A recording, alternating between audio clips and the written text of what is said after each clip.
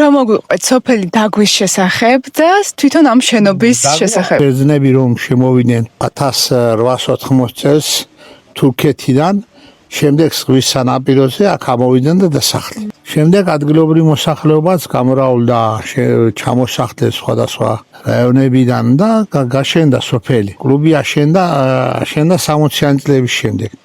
საბჭოთა ხელისუფლების პერიოდში, რადგან ძალიან ძლიერი სოფელი იყო, შემოსავალი დიდი ჰქონდა და ბერძნებმა და ქართველებმა ითავეს ეს ამ კლუბის მშენებლობა დაიგეგმა და ააშენეს. ეს კლუბი წარმოადგენს გასართობ ცენტრს სოფლისათვის. კინო გადიოდა ადრე, ახლა ტელევიზორში რომ კინოები გადის, ინტერნეტში რომ უყურებ და ტელეფონზე, ასე არა, მაშინ ტექნოლოგიური პროცესები ძალიან ის იყო.